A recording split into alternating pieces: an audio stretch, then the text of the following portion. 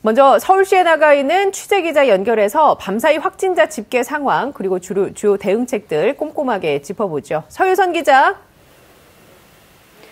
네, 서울시 코로나19 대응 상황실입니다. 네, 오늘 전국 현황부터 살펴볼까요?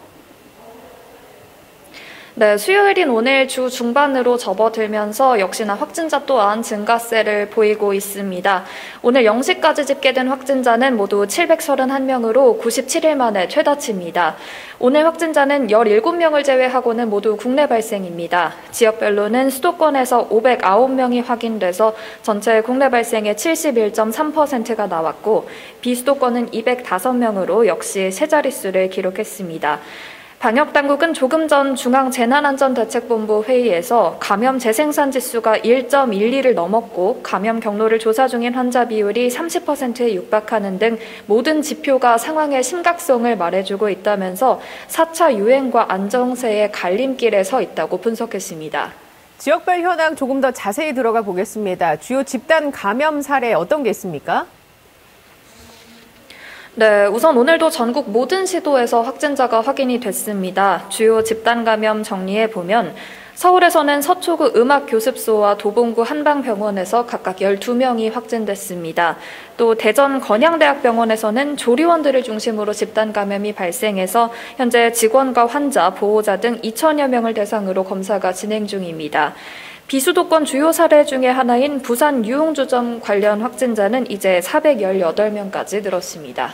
네, 또 지금 전국적으로 집단 감염이 속출하고 있는 곳이 바로 학원과 학교입니다. 학생들이 개학을 하고 학교와 학원을 오가면서 아무래도 감염 확산이 커질 수밖에 없는 그런 상황인 것 같은데 관련된 내용 정리를 해주시죠.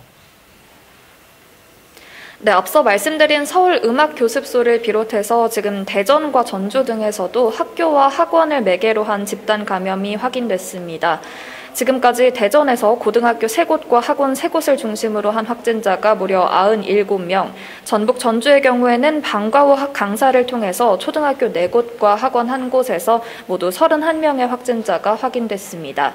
이 사례들은 모두 공통적으로 증상 발생 이후에도 출근이나 등교를 지속해서 확진까지 다소 시간이 걸렸고 이에 따라 자연스럽게 감염 위험까지 함께 높아진 사례들입니다.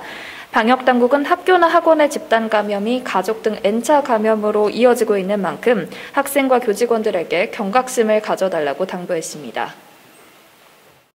증상이 있는 학생 그리고 교직원분께서는 등교와 등원을 멈추고 즉시 검사를 받으셔야 합니다.